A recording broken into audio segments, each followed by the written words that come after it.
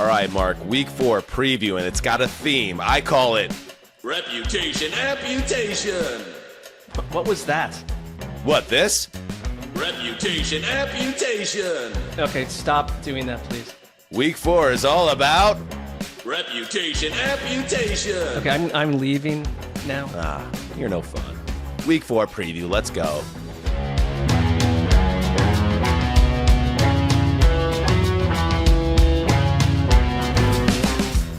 Hey-o!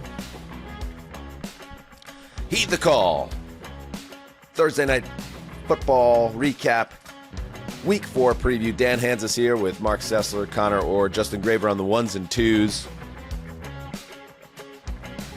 And yes, Mark, we're going to get to every game on the Week 4 schedule, but let's start with the game that's already been played in the desert. Seattle Seahawks 23, Arizona Cardinals 20. And I don't want to tinfoil hat this thing, but we go back, Conor as well, way back, the primordial ooze of Thursday Night Football on NFL Network when they launched that. Yes, young ones. There was a time where there was no Thursday Night Football, only on Thanksgiving. Right. And back then, all the games were on NFL Network. It was a huge draw for the network, and all the games are terrible. As we've said on this podcast for years, it felt like it was Titans versus Jaguars every single week. And now that we've entered into this new era of Thursday nights, where Amazon spent $1 trillion to get the package. I'm not saying that the games are, there's a little funny business going on, but isn't it interesting that even an old school Thursday, 2014 Thursday night game, all of a sudden turns into a WWE match and it gets to 2020, and then it's like, all right, but we still got to let the Seahawks win this game, but we're going to get the eyeballs on it because Bezos demands it. Anybody, am I crazy, or is there something else going on here? Conor, SI cover story, yay or nay? Let's get to the bottom of this thing. I'm down. Let's save me from staying up until midnight to watch a game between the Seahawks and the Cardinals. But in all seriousness, yeah, this was a game that was a snoozer. It was not, if you're a Seattle fan, they were in total control defensively. We talked about this going into the game. This is a team people are kind of sleeping on a little bit. Their defense is stellar. Their offense is figuring it out. Darnold's playing at a very high level at quarterback. And the way they're able to, the Cardinals, seemingly come from the dead and score those 2 touchdowns, give them credit. I will say the kicker, was it Ryland on the kickoff that went out of bounds? Right. That's a thing. This is the new world order with the landing zone, and they're trying to kick the dirty ball that they hope to skip over the 20, between like the 20 and the 15. So the kick returner has to pick it up, and it jacks up their return game. But if you fall short, the ball goes on the 40, so they didn't have to go very far, especially, Mark, in today's NFL where the kickers bang them from 50, 55 plus with regularity. Easy for me to say. You kind of knew, I don't know, like I am wrong so often watching these games, but I kind of was like, oh, well, Sam Darnold, if anything, has been efficient and accurate tonight. You knew the game was kind of over at that point. But like to your what you're saying about, wait a minute, this whole game felt like we were going to have one conversation, and it was going to be pretty dark around the Cardinals.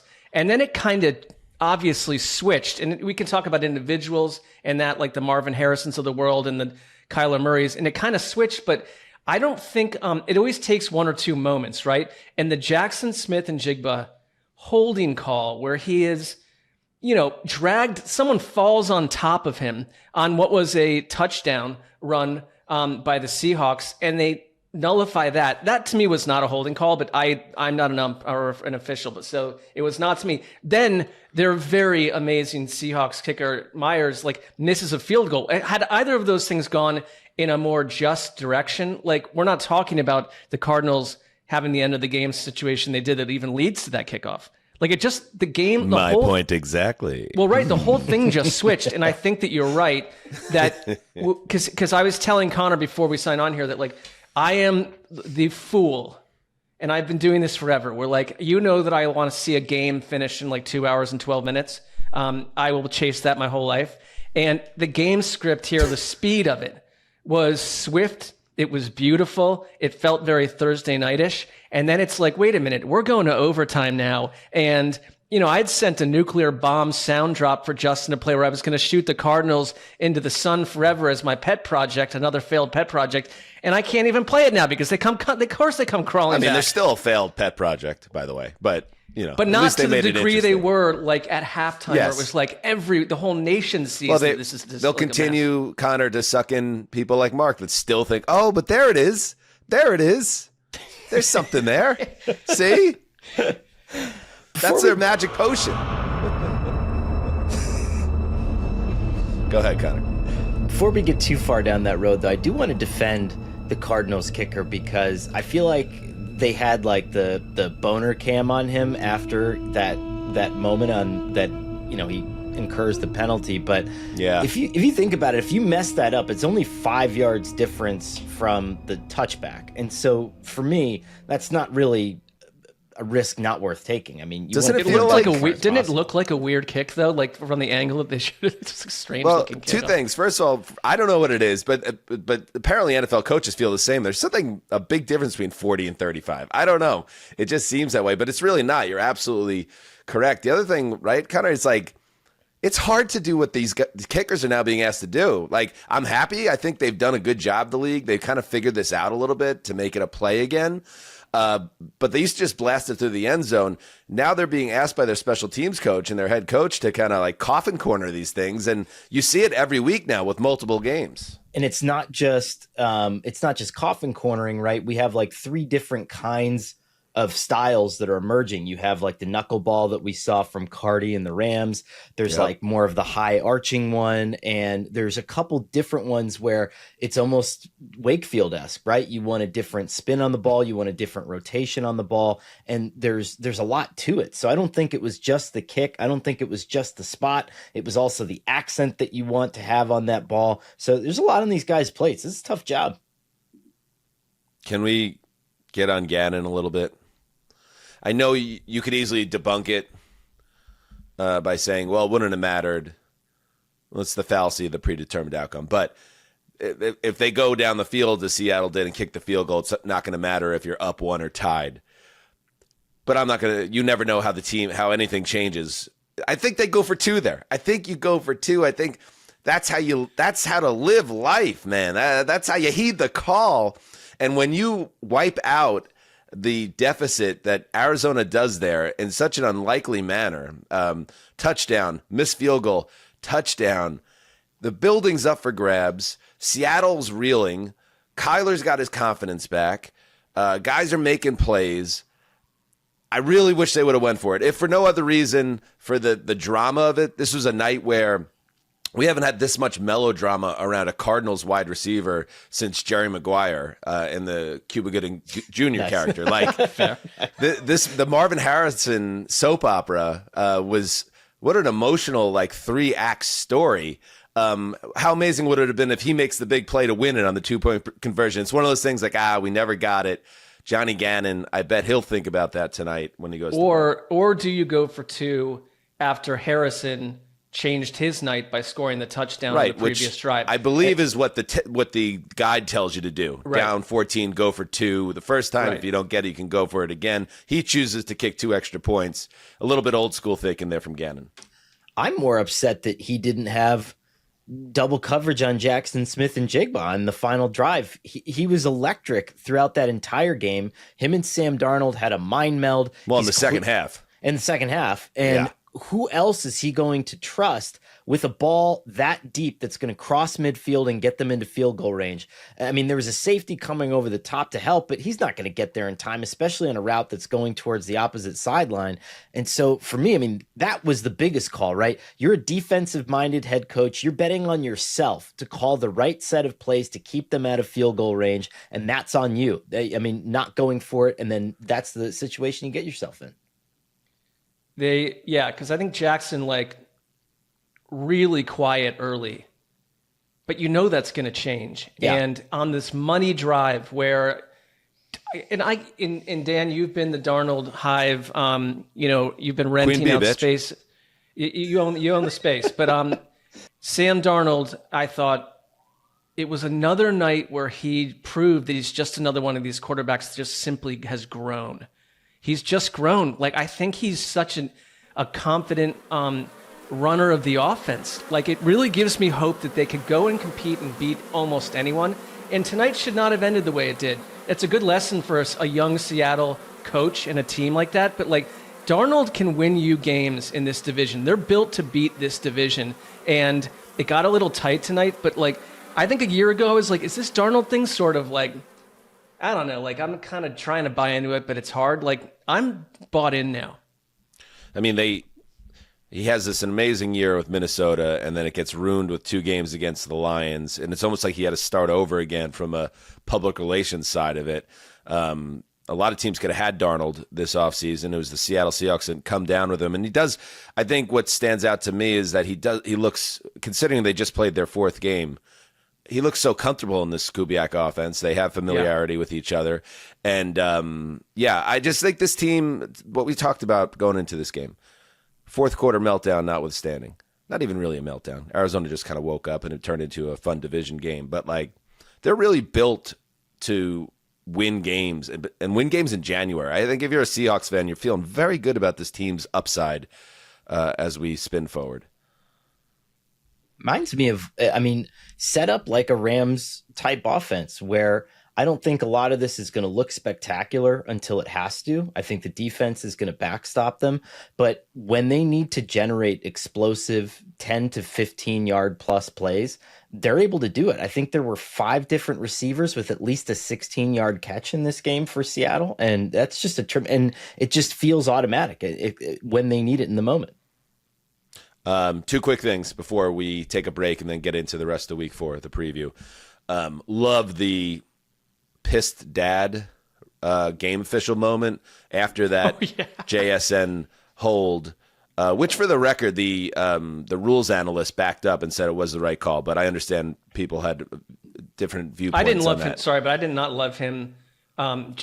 Whatever. He's been doing it for years, but like there wasn't even a great look at that hold, and like he's like, well, that was a very good call. He had his hand around. Like, come on, the guy's falling on top looking out of him. for it. Like, yeah, they look out for each other sometimes. It feels like. Anyway, here's JSN Hot Mike as the official. Who is the official? Is that who is it? Chevers? No, I don't know. it looked like Mike McDonald's brother. Justin, can you look this up? Put some respect on this man's name. You see Jackson Smith and because I can't do it, speaks into the open mic and gets the most disappointed / you know when your dad was pissed at you, but it was in a public setting, like at a party, and you knew you were going to get buried when you're in the car on the way home? Well, this was like 2 weeks ago in my world, but yeah. But in public, he can only give you the look. Alex Kemp. That sounds right. All right, play it. That's for the YouTube audience. It was right in front of the ball carrier. Off it. Just wait until we're in the car. 10-yard Just wait until we're in the car. Amazing. All right. And Mark, congratulations. Well, I was sweating this one out. You know, like I want to say I spent most of the game thinking that Kyler Murray, I thought a couple things were going to happen very quickly, that Drew Petzing would be fired on Tuesday, that Kyler Murray would feel more like the guy friend you had that like breaks up with the girlfriend, that they've been living together, but then still lives there for 6 more months. But you know, at some point they're going to tear apart. But then it all changed. So, but I got my lock. What are you talking about? Well, because I was like, I got this thing in the bag, and it's Thursday night. Then it's like it all seemed like it was heading in the other direction. I was becoming more mystified with my own choices. Okay. Personal Well, and professional. congratulations on locking this one up. You're getting to relax for the rest of the weekend. Okay. All right. Like I said, take a quick break. Stay right there. And it's week 4 preview time, baby. You know, sometimes, Mark, I think it's a good thing to challenge our audience, don't you think? Yeah, I like to be arm in arm with the audience, but also, push them forward a little bit into the promised land. After all, this is Heed the Call, and the whole idea of Heed the Call is going on this adventure together. And on that note, subscribers on YouTube, we've been steadily climbing since we got our own page last fall, and now we're trying to get to 25,000. It's the 25K challenge, 1 week to get up about 1,000 in followers, and we need you to do what, Mark? You've got to click that subscribe button, please. And not please, you must. You must, and not even click, smash it. Crush it. Give it to us, because the bigger the page grows, the bigger the show gets, and the more money Mark gets. And think of all the Levi jackets he can own. It's in your hands, listeners. Heed the call. All right, we are back, and it is now time with Thursday Night Football in the rear view to dive into all of Week 4. I have I was thinking about this, boys. Week 4, look at the schedule, and I have a phrase, I have a slogan for Week 4, okay? All right. Because, Mark, you know me. You know slogan, what makes man. you know what makes the yin and the yang of the show, right? In some ways, like, you know what makes us sing. You fall in love quickly. Yes, I do. And I tend to keep my guard up a little bit. Like a puppy left on the side of the road in a cardboard box. Like, it takes me a little bit longer to kind of open my heart up to a team, right? And that's why I call this week Reputation Amputation Sunday. Because there's a lot of games on this schedule, both from a team perspective in terms of how they've presented in the first 3 weeks, where that could be turned on its ear, and then for us in the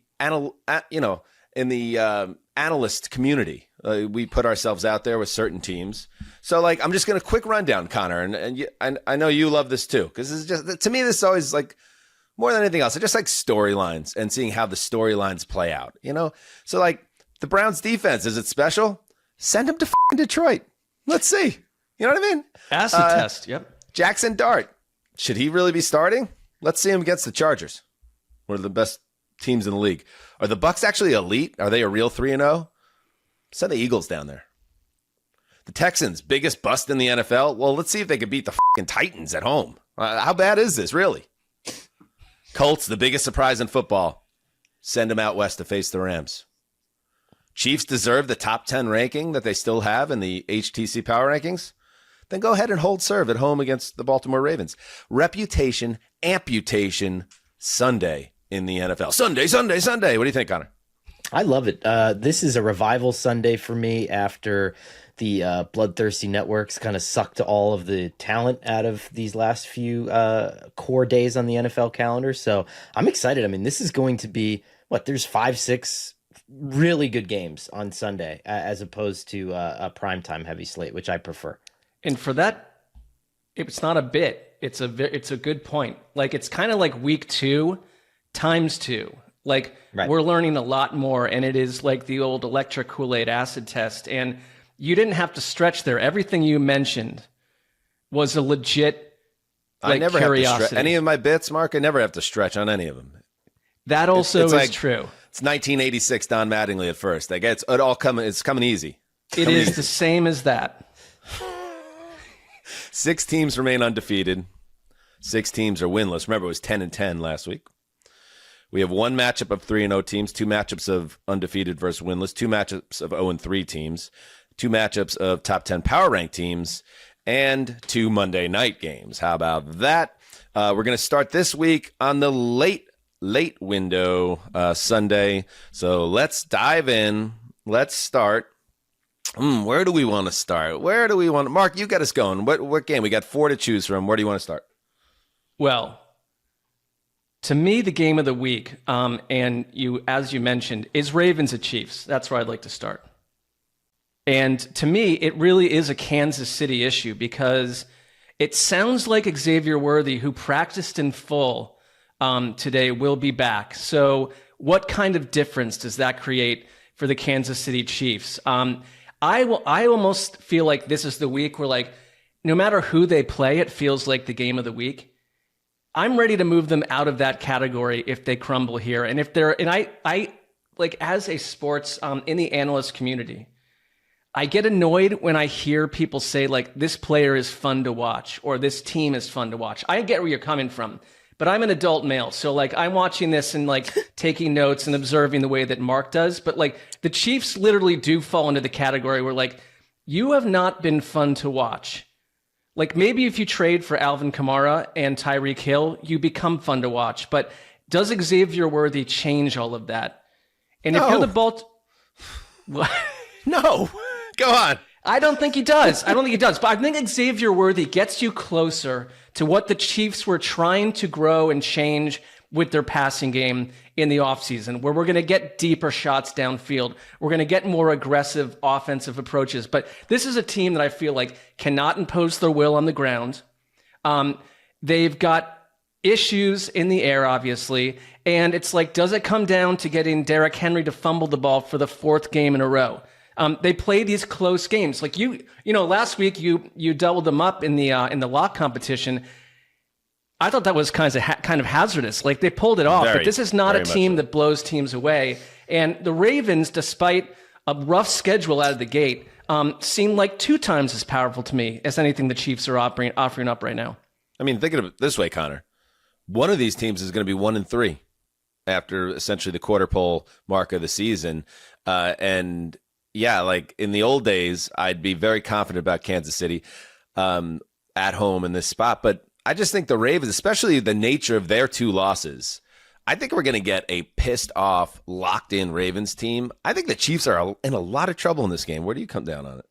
Yeah, I think that the Chiefs are in trouble, but I also think that 1-3 is a little more perilous actually for Baltimore than it is Kansas City, because I still think in the back of Kansas City's mind, you do have a help is on the way scenario. Like Rashee Rice changes this offense and probably instantly makes it a top 7 or a top 8 offense in terms of efficiency in the NFL. You know that that's coming.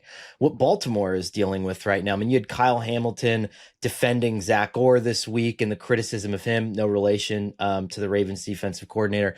And I think you had the Derrick Henry just looking like his body was betraying him after that fumble on the sideline. Like I'd never seen him devoid of confidence before, or even worked up emotionally. And so I think that has a potential to cause more damage. Whereas if the Chiefs lose, I mean, yes, at some point these losses are going to mount and take them out of contention. But I still think that this team is in, let's just chill and hang on until we get all of our reserves back mode.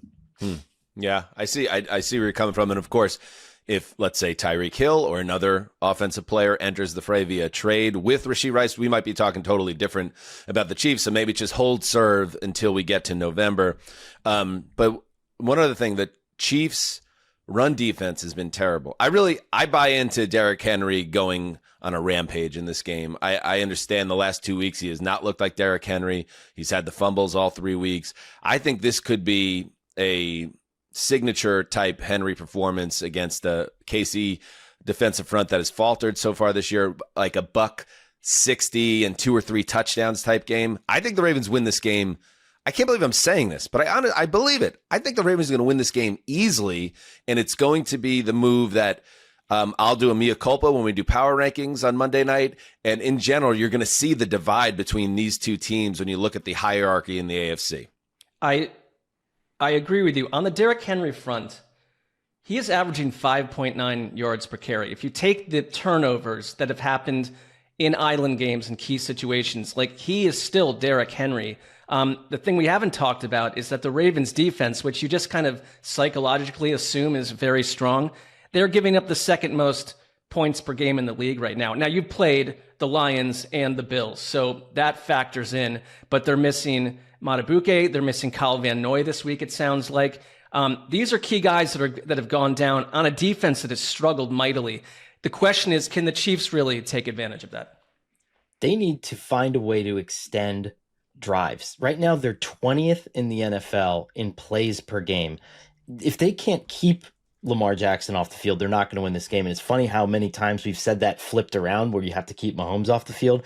In this case, I think just how banged up they are, they need to sustain drives. I mean, that's the one thing one of many things that Kansas City hasn't done well this year. The Ravens, despite 2 losing records, the number 4 team in our power rankings against the number 9 team. And again, one of those teams will be 1-3. I'll dig in on the next game. The number 12 Colts, 3-0. At the number 7 Rams, 2-1. Reputation amputation Sunday. This is the one that I'm really pumped about, Connor. And to the golden retriever on the side of the road corollary, I've been holding back on the Colts, and you have not. I think, and you diagnosed this or predicted this before the season, that things were set up well if Daniel Jones can stay upright and play within this offense for them to overperform. And they certainly have done just that. So now let's be real, Connor. Very soft schedule overall to start the season. So putting them on the road outside the dome against a very good Los Angeles defense, specifically their front seven. I really, really am excited to see how the Colts function in this environment, because if they go to LA and they take care of business and get off to 4-0, this is one of the biggest stories, if not the biggest story in the AFC. This is a more amoebic defensive front than Daniel Jones has faced before. And I think that they've given a lot of people fits. Now, they won't be able to do, I don't think, the Rams, a lot of what they've been able to do against other teams, because you have Jonathan Taylor. And that's the threat that kind of keeps everybody a little bit static, and he's running the ball so well. But I saw this stat yesterday that was just blew my mind. Daniel Jones on third down has to convert an average of like 4.5 yards. So by the time that he gets to the most critical downs in all these games, all the hard work has already been done for him. And Daniel Jones can run, he can take off. It's easier for him to get these first downs and to sustain more drives. So for me, it's that little chess match here. It's like, what are the Rams going to do with respect to Jonathan Taylor? And how is that going to impact Daniel Jones's ability to just keep getting in third and easy? And it's been incredible how well they've been able to do that so far. Yeah, this Colts team, I mean, I think to the Shane Steichen angle of it, they're using 6 offensive linemen on 30+% of their snaps. I think Tyler Warren, if you're from the Daniel Jones angle, has been a huge addition, who's, as a rookie, automatically contributing. And Jonathan Taylor, like, this is a weird year for running backs, right? He's got 338 yards and leads the league. The next guy is Saquon Barkley with 194, and we're heading into week 4. That's surprising. And if you go down to number 10, it's a little bit off the grid here, but like Chase Brown has 94 yards as the 10th leading running back. Like, running games outside of Jonathan Taylor are struggling right now, and it's like he has been an absolute difference maker. And if you pair Daniel Jones with the league's best running back, the best rookie tight end in the NFL, and an offensive line that's actually protecting him, which was not the case in the Giants, like, there you go. That's the sauce. Like, I think there's a reason to believe that the Colts are not some sort of mythological creature that's going to melt away automatically. Well, especially in their division, I think the Colts have already proven that they have what it takes if they stay healthy in their backfield to win 10 or 11. But this is my question is, if they play the Rams, even if they don't win, if they play the Rams hard into the end, it's like, okay, it's a major box check. And I was just about to say, I'd also like to see the Colts fall behind and see what they look, how their offense looks. They did do that. They fell behind by 8 points to the Broncos in week 2, and they dug out of that hole. So they've passed every test. Go ahead, Connor, so far this season. Big test, too, for that offensive line, because flashback to last week against the Eagles, and there were 2 or 3 times when Jalen Hurts got absolutely pasted in that game and committed devastating turnovers. Daniel Jones is not Jalen Hurts. I mean, he's not going to survive a lot of those. You know, he's not going to be able to evade as many of those as Jalen Hurts. So I think that's a really interesting test, too, for that offensive line. And one more thing, because we're going to talk with Baldy a little bit later about Daniel Jones. But on the quarterback front for India, how much things have changed. Somewhat like disconnected from this game, but Mike Tomlin and the Steelers, they have the Vikings in Dublin this week, and talking about J.J. McCarthy going out of the lineup, a struggling young quarterback, and Carson Wentz coming in, and that actually potentially being a tougher matchup for the team, because Wentz, you know a little bit more of what he's capable of if everything is working around him well. With a young struggling quarterback, sometimes a team is completely paralyzed by it. And he made that point in reference to Anthony Richardson and what he was doing with the Colts. And he was referring to last season, a game against the Colts, Steelers loss that they had to the Colts, where Joe Flacco replaced an injured Richardson and led the Colts to a win. And it was as big a dig on a quarterback as I could remember, especially from Tomlin. Let's listen in on this. I don't necessarily view it as a negative thing for the Minnesota Vikings, at least in the short term, that Carson is playing for them. We were in a similar situation a year ago. We were playing in Indianapolis, man, and I commented to the guys that, you know, keep Richardson upright, don't put Flacco in the game, and, you know, Flacco ended up in the game. And I think that's oftentimes some of the things that you can run into when you run into a veteran guy, at least from a short-term perspective. Yeah, I mean, that is outrageous criticism, but fair. And remember when the Twitter echo chamber last year was defending Anthony Richardson? How about that? Has that enough of a ball knower for you? Mike Tomlin saying the last thing they wanted to do was get Richardson out of the game. That's how bad he was and how much he was holding back the Steichen offense. So Daniel Jones has liberated this entire attack. I love Tomlin, outside of maybe a fired up Bruce Arians, there aren't a lot of coaches that would just reveal that in postscript. I want to show one quick photo because we love these three sisters, but here's Jonathan Taylor getting the scepter of the week, the angry run scepter. Look at these sisters. Look at this trio. The one on what's the one on the right? Is that Kaylee? Callie? That's your girl. Carly. Striking. Yes. Carly. Striking. Kyle Brandt's scepter of the week. Is that one of the famous guitars from his collection, or is that just one that they kind of had dolled up from? I think it's got to be, right? Yeah. God, don't look too closely into Kaylee's eyes. That she'll take you away. Carly. There's I'm starting to love this. I'm really. At first, I was like, "Oh, this is get tight on that face. This is ridiculous," and then I converted from that to "Oh, it's kind of funny," and now I'm I'm all fucking in on this. I'm with you, Connor. I'm enjoying this. I think this is incredible, and it shows a glimmer of self-awareness too, and there's just some kind of a cowboy. Wait, where is the self-awareness with any of the Ursays historically, including these sisters? I think especially with the arms folded, it's I know what you think of me. I know what you say to me on the sidelines, so I'm going to embody that character. And I'm going to bring it all out. I disagree with that 100%. I don't think there's any awareness or winking with that cross arm. You think that's a purposeful mean mug? Yes, I think that's. My God. No, there's no way. I think that's Granddaddy's girl right there. No, I don't think there's any way. Sorry. I love this show because there are now at this point 14 to 15 topics where there is a massive divide between half the room. All right, one more. Big test, reputation amputation for the Colts. Let's see what happens. One more game in the late window. Jaguars, number 18 in our power rankings, traveling to the big bell bottom. Number 11, 49ers, a 2-1 against a 3-0. Brock Purdy, rap sheet, the latest here is that he, quote, might be able to play. That doesn't help me much. Well, they said he looked really good in practice on Wednesday. There was reporting. And one of the many things we do disagree on, I don't need to see any more Mac Jones. He's been fine. They've won, but they are not a very fun team to watch with Mac Jones at the controls to me. So I hope that Brock Purdy's back. I don't have a ton of juice around this game right now, but because I also can't figure out the Jaguars, Mark. I don't know, who. I don't really know what either of these teams. They're both kind of confusing to me right now. So I guess from that perspective, a little clarity would help. The Niners are, I think, just simply because of health status. You have no Nick Bosa. It's at some point you've lost too many people, but getting Purdy back, I guess it's a big upgrade. I've always been a Purdy guy, but Mac Jones did a perfectly solid, fine job in the stead of that. Again, if it might be an upgrade over Mac Jones, we should not have given Brock Purdy that contract. It's supposed to be a big downgrade. Yes, I think that we're going to learn a lot about Brock Purdy in this environment that he's playing in.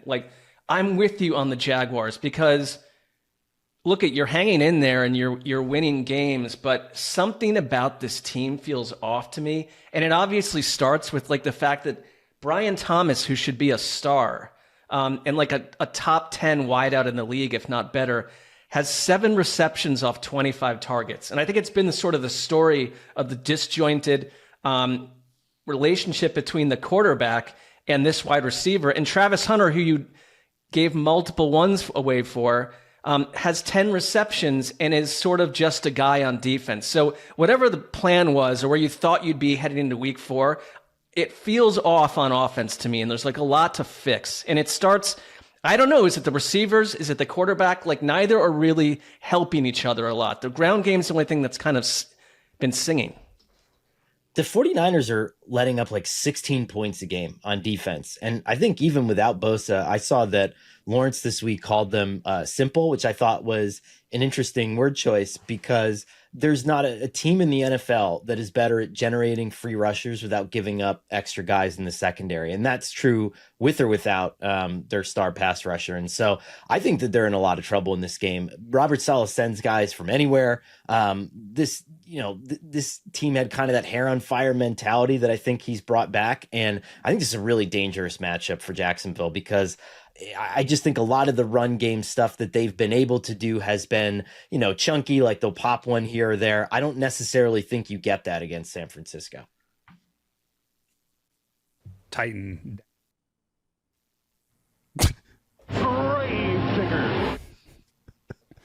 I mean, I know we're not supposed to mention it because we could have easily edited it, but like you did hit a button that said Titan.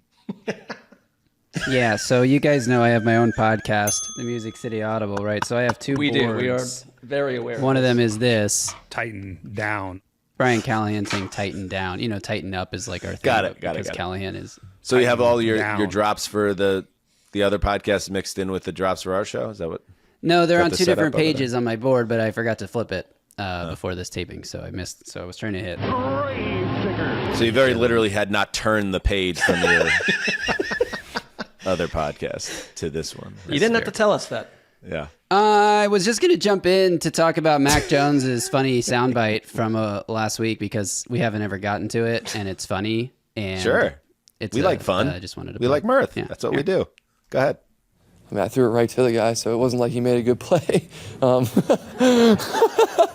mean, good for him. He caught it, like, awesome. But like, it was the technically second part of my read, and I took a hitch to it and ripped it. I don't know. And he was standing right there, so. He's a squirrely little guy, isn't he? He looks Looks like a man from like positively- 1940s Midtown Manhattan. Yeah. Right? looks Like he lives a in cocaine Scarsdale dealer. across from Don Draper. By the way, Ricky Pearsall, who has been awesome this year so far, he's banged up also, and so we're not sure Pearsall's playing. We're not sure Brock Purdy's playing. Brandon Ayuk, there's a report that he's not even close to playing. Like that knee injury was one of those bad knee injuries. It wasn't just the ACL. So the idea that he's going to be ready week 6 or whatever, as people had anticipated initially, I don't know if that's happening either. You mentioned Bosa's out for the year. This is a team that's fighting through it. And again, credit to them because they banked these 3 wins early on with all these issues. And now the Jaguars present. I am tired of another hearing challenge. people be like, "What's in the water in San Francisco?" People say that a lot. Well, I've heard hadn't it like, heard that. like, "What's in the water in San Francisco?" Like the injuries, like there's something chemically happening. Can you to the produce team. one example of someone actually saying that? I'll take a look here for you, but I've heard that. How we feeling tonight, Santa Clara? All right, let's take a break, and then we'll spin over to the early games, and yes, the quad box. All right, we're back. I spent the entire break just thinking about Mac Jones in that press conference. Can you fly that back up again? Just who he is, like your ex-brother-in-law from your sister's marriage that didn't work out. He's a used car salesman that you probably shouldn't trust. Getting a little close to home, A but little bit of a continue. rascal. A little bit of a rascal. He Yeah, definitely- like the jacket, right? The jacket feels like we've all been here. If you were at some point in life, someone puts you in a sports coat and it's not the right coat for you. It's not a snug fit. It doesn't complement you. Just sort of large. And it's like this sort of checkered Right. sports coat from 1942 or something. I don't know what. He's a millionaire. I mean, yeah, it's you're like the wealthy. McAdoo thing all over again, although this isn't quite that. It's not like talking head size, but I don't know. What the hell do we know about anything like that? This jacket screams, "Hey, hold this bottle of pills for me, and you have to say your name is John when we get pulled over."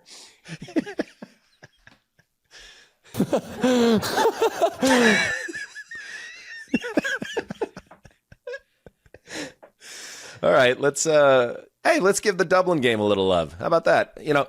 I love Connor also. We love Ireland. We love our Irish listeners. I have Irish heritage. Irish roots. Why was I excluded from that?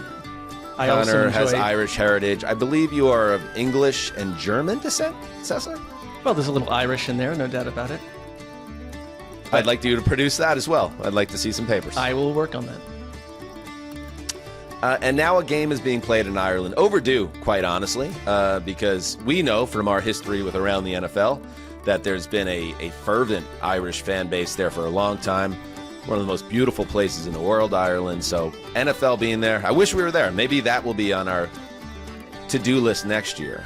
But you know who is there is the Pittsburgh Steelers and Minnesota Vikings. Now, the game, I guess, loses a little juice because the J.J. McCarthy thing, or maybe not. Maybe J.J. was in such a way that this game would have been non-competitive, and Carson Wentz now gives it the juice that, to use the, I guess, the Mike Tomlin example, that makes this an interesting game. But I also think, Connor, that the Steelers, the way they are built and constituted, they're going to play a lot of close games this year. So hopefully the people at Croke Park get exactly that.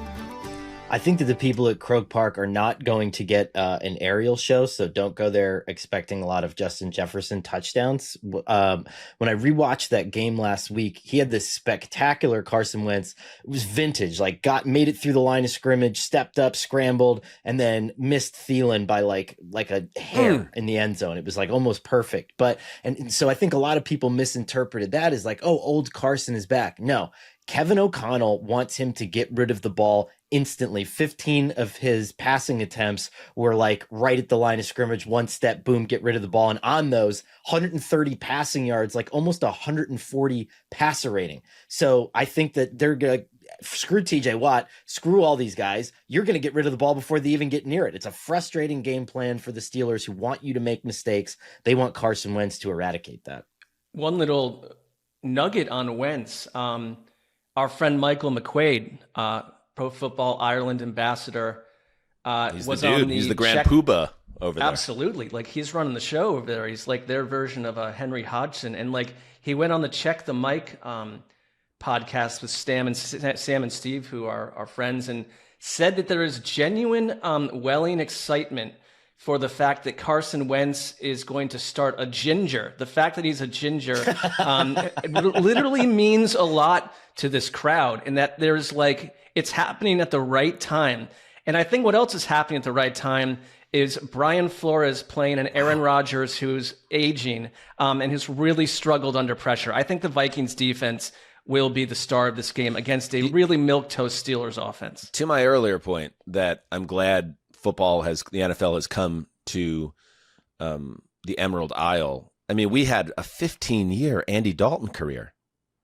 The glowing ginger man himself, the greatest redhead to ever play the game at quarterback, or maybe the most clear recessive gened player of his generation, and we missed the boat. So I guess we'll settle for Wentz on that. Yeah, if you look at the Steelers offense, and the defense took a step forward last week against the Patriots, but not really. The Patriots blew that game. The Patriots took a step back, I feel like, more. But yeah, like the Patriots, I don't know what the final yardage was. Justin, can you check what the final total yardage was of that game between those two teams? The Patriots are going up and down the field on the Steelers, but then kept on shooting themselves in the dick, right? So like here, or the foot. And then if you look at their season as a whole, and I've watched every snap so far, if you take out those busted coverages by the Jets, and now we know the Jets have maybe the worst secondary in football, everything's come pretty hard for this Pittsburgh offense. So against Minnesota, yeah, I believe this is you bang the under on this, and this feels like a 13-10, 17-13 type game to me. And there it is. Thank you, Justin. Patriots had 369 yards. The Steelers had 203 yards, but they benefited from incredible turnover luck, 5 turnovers, and they stole that game. They kind of stole the Jets game. They needed a 60-yard field goal just to steal that one. So a little bit of a paper tiger if you want to give him that. And remember, Rodgers wanted to play for Kevin O'Connell. This is the team he wanted to be on. Yeah, he wanted to be a lot of places, I think, before Pittsburgh. But all right. Let's move on. Let's check out the, you know what? Let's see. What are we going to put in the old quad box, baby? Early slate. Find a way to pound this thing in there. Put on your socks and tune in your box. We are whores for money. Good for you! Yeah. Absurd. Honestly, I don't even if that was the entire segment, just that intro, I'd be fine with it, and I wouldn't hear any criticism of our program. I really wouldn't. The Quad Box, and this is where we help you. This is the guide to your football Sunday, that 1 p.m. Eastern window. There are 7 games, and you're coming off having a Guinness in the. I think I'm gonna have a Guinness. By the way, I'm gonna have a Guinness in the morning. It's not the same out of the can, but it's better than nothing. So I'm gonna have a Guinness. Well, if they're asking you to get up at 6:30 LA time, that feels like a good time to start. Yeah, start drinking, imbibing. Yes. Yeah, maybe we go to the Cozy and watch the game like the old times, Mark, with the other third shifters. Yeah, so you're gonna have one game in the can by the time you get here. Quad Box. If there were 4 screens to choose from, Connor, where you put something in the box? What's in the box? All right, I'm running to the podium here to take the number 1 Eagles against the number 8 Buccaneers, 3-0 versus 3-0, 1 p.m. on Fox with the very ethical and non-suspicious Tom Brady and Kevin Burkhardt on the call. And the reason that I love this game is there's a little bit of a game within the game developing here, and Baker Mayfield was actually doing like a pod with Mark Sanchez this week and scoffed at the idea of the Eagles going down to Tampa a game early, but he dropped this little nug in there that I thought was fascinating, and that was the fact that the Jets bothered them the week before with their ability to do a lot of defensive line rotations and bring in guys, keep guys off the field, keep them fresh. And so Baker said that they countered that with a lot of throws to the perimeter, right? Make these guys continue to run the length of the field on every down to get them tired. The Eagles know that that's going to happen. They expect it. And I'm wondering if Baker brings back a little bit of vintage no huddle, because you don't want the Eagles rotating at all. You don't want them getting any subs at all. And Baker even said 1 day in the heat is not enough to acclimate, and we're going to run them. And so I wonder if they're just going to try to go no huddle. They're going to try to get them dog tired and get them off the field, because that would be such a fascinating approach to this game. And, the Bucks, who have won games by, I think it's like 2 points, 1 point and 1 point. Like they've done it really banged up, and it sounds like you could get Tristan Wirfs back in this game, which is massive if that's true, and potentially Chris Godwin. I don't know what version you're going to get of Chris Godwin, but they're starting to get healthier. The one night when I watched Mayfield, and we've talked about how his running ability has absolutely willed this team and brought them heart and soul on key third downs, and it's a big part of his game. But he has avoided what could have been like 6 turnovers at this point. And you go back to week 1 where there's like 4 very interceptable passes were dropped. Like, this is the defense that can take advantage of that with their secondary. Like, you got to keep it clean. Dan, I wonder, like, from an Eagles angle, like, do we get the second half Eagles from last week, or do they go back to a world where Saquon Barkley is one of the most disappointing fantasy players of the entire season so far? Yeah, I think they want it, right? That's how they want to win, and they had to get outside their comfort zone. Maybe that's like, in addition to being a dramatic, fun win for the Eagles, it was a reminder, like, hey, don't get so stuck in your ways and your tendencies, and keep teams on their toes by showing you could beat them in different ways, as opposed to having to throw yourself back into that game the way they did, and they were successful with it. The one thing, like, I don't mind the idea of the Eagles picking up their first loss. I don't know why, but they are the number 1 team in the power rankings for a reason. They're very tough to lose to beat, and the Bucks, despite being 3-0 and despite being fun to watch, because Baker is one of the most fun quarterbacks to watch. Like, I watched that game against the Jets last week. I was like, this team's not that good. Like, am I crazy? Like, are the Bucks really that good? Like that. It was as messy and sloppy as any team in football. The first half, they had a drive in the first half where I believe they had 5 holding calls in 1 possession. It was like Baker threw for nearly 100 yards on their first possession. because they kept on getting backed up. And the Jets had a fair share of penalties on the drive too, including a PI on a 3rd and 29. Way to go, guys. It's a little bit bullshit, but beside the point. So like they need to be cleaner. They need to be a better operation because Baker's not always going to bail you out, especially when the competition gets higher. So when we talk about reputation amputation Sunday, like I think the Bucs need to give us a more complete effort, and it's going to be tougher with Mike Evans out now looking like a month again. It's going to be the same thing as last year. The one thing that I cannot wait to see, and this stat absolutely blew my mind, in their last 3 meetings, Todd Bowles against Jalen Hurts, he has averaged a 70% blitz rate, which is insane. And he just has no respect for Jalen Hurts in terms of how he operates under pressure. And I'm wondering if Lane Johnson's good to go, if he's not good to go, if he's healthy, if he's not totally healthy and they don't want to risk it in that environment, whatever it looks like, he's going to run that Eagles offensive line ragged and nonstop and really try to test them. This has been the one NFC team that has tussled with the Eagles and won big games in the past couple of years. So I don't know if that is a holdover effect this week, but they believe they can beat the Eagles if you're Tampa Bay. At one point, the Bucs blitzed the Jets on 14 of 20 dropbacks and got 9 pressures and 2 sacks out of it. And that first drive last week, Tampa Bay had 5 holding penalties on the drive, more than any team had in an entire game this season. More than 25 teams have had all season to that point. So that was like, it just got to be a little cleaner. The operation, Ibuka, by the way, is everything that was advertised. That guy is special. So expect him to even take a bigger jump now with Mike Evans out of the picture. All right, next up in the quad box, I will go. Funny how things change. I'm gonna put a winless team in the quad box. It's the New York Giants, though. It's the number 30 in the power rankings, New York Giants, against the undefeated number 5 in the power rankings, Los Angeles Chargers, Kevin Harlan and Trent Green on the call. And man, here's the thing. Let's start here. I try not to get sucked into this stuff because it can make you look bad. A guy passing the look test is all sorts of risky and at times problematic. But man, does Jackson Dart look like a QB1? Check this out. He sounds like a QB1. And if he could play like a QB1, maybe this Giants season won't be totally lost after all. I don't really feel pressured. I feel like, pressure is given to those who play at a high level. And, the best players in the world are the ones that you are kind of involved with that word pressure. So I don't feel it in that standpoint. My focus is just trying to just win one game at a time. Yeah, so like there's the new quarterback of the Giants. And I wonder, Connor, as an aside, is that an icy quarterback room? Because Wilson, he's a competitor, and he's a good person, Russell Wilson, but also that is a man that has a healthy ego, and he believes that he's still a quarterback one.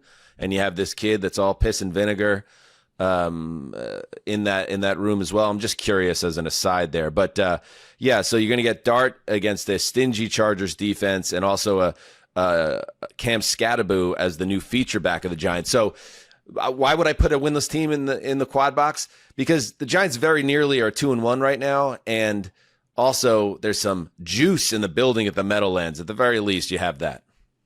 I mean, the thing that might add to Russell Wilson's frustration is the fact that we might see a brand new offense and a brand new type of offense on Sunday that's perfectly suited towards exactly what Jackson Dart did in college. And so if you look at the Lane Kiffin stuff, it's like, hey, let's spread them out. Let's use tempo. Let's get in and out of the huddle really quickly. And let's give you answers right off the ball. I mean, the Giants have typically been, one of your static 11 personnel teams. I think they're like top 10 usage in that. But I wonder, do they start running extra receivers on the field? Do they just give him a chance to just get the ball and get it out of his hands? And it's going to look different. It's kind of the quarterback that Russell Wilson always wanted to be, but just never displayed the ability to be. And it'll be funny if he just hands Jackson Dart the keys to that car.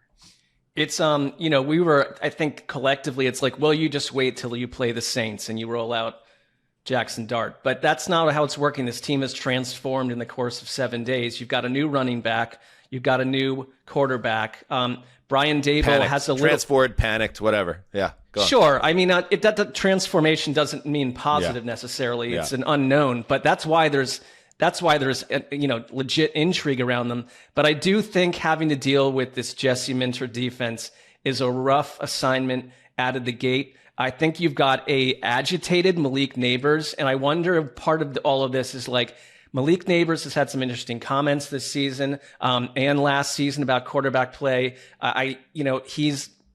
He's really struggled in that last game. They had to be part of the decision. This has to be to unlock your best player on offense. And I'm with you, Connor. I think we're going to see a different type of attack. And does that help Brian Daboll dig into his creativity? The way he did with Josh Allen, they're not the same quarterback at all, but it's like that got him this job, the quarterback work. Can you do it quickly with a rookie right here in the middle of the season? Can I bring up something just very quickly on this that I've been tracking that just fascinates me? When Malik Neighbors was interviewed about him, I think it was yesterday, said something like, got to find a way to get number one the ball. And there were all these moments where he has by far the worst body language of any player that I've ever seen, like any young star player. Before every down, he's rolling his eyes, his mouthpiece is just hanging out, doesn't seem engaged. And I don't blame him for that. This offense has been really terrible, but I think that that's a fascinating subplot to all of this. He is your archetypal movie diva wide receiver, and he is not being fed, and this is another new offense and another quarterback. Could this overflow in terms of negativity or something like that? I view him as a little bit of a powder keg at this point. Yeah, I'm with you on that. And I think in general, why I think Daboll is not cut out for this job is I think whether it's the egos of wide receiver ones or the booing of 75,000 angry tri-state area fans, or, the howling into the void of WFAN hosts. I think that stuff has played a bigger role in this kid playing right now than a coach deciding what's best for the team. And that's because he's looking out for his ass more than looking out for the team. He has a first-round pick, though. Yeah? I just think that it's I feel like I felt this way all along. It's the dam is going to burst soon enough if you're struggling that he's going to play. I don't disagree with that. I'm more saying I don't think this was at all something Daboll wanted to do. Now, and they're saying it's Daboll's choice, so it wasn't coming down from above. So then I have to, if that's true, if this was Daboll's choice, my question is were his motivations purely about what makes the team better or what keeps him employed as the head coach of the New York Giants? Sure. And if that, maybe that's human, so it's you can't come down on him for it. But I do think the outside noise kind of overwhelmed that locker room a little bit. Let's see. All that matters is that the kid can play. If he's fun, does he make the team better, then everything works out. So there's going to be another plane flying over MetLife Stadium, by the way. The guy's already said he's doing it. So the fire Brian Daboll plane. I look forward to it. Let me hear some good Jim Harbaugh sound. Okay. So obviously his number one crush in the world, he's absolutely in love with his quarterback, is Justin Herbert. Here's Harbaugh on how Herbert's throws. I've brought this up before, but it's a romantic thing for Jets fans. There's an old clip of Namath that me and my dad have watched many times before, where they had him mic'd up at the height of his career, and they talked about how the ball just sounds different coming out of Namath's hands, Here's Harbaugh doing his version of that on his quarterback, Justin Herbert. Justin's throws, they never die at the receiver. It's got that. It gets, when I catch his ball pregame, it's like none I've ever caught before, because when it's halfway to me, I know I better get my hands up and especially protect my face, because it just, at the end, I think baseball pitchers call it hop, right? When it speeds up at the end. And there's quarterbacks that when they throw, it'll hop and go up, but his will hop and go straight on the line that it's going. It's different than anything I've ever seen. That was Jim on the Dan Patrick Show. But now we might have, Mark, a new love in the life of Harbaugh. And is Herbert worried about Derwin James? Oh. I know I'd said he's the best safety I've ever seen. I think I did a disservice. He's the best football player I've been around. And when it comes to that stat line that you can't see, there's only one player I can compare him to, and that's Junior Seau. The iron wall that negativity bashes against Derwin James, Same with Junior Seau, and same energy, same love of the game and all-out effort every single. It's not 70 good plays. It's 70 great plays, one play at a time.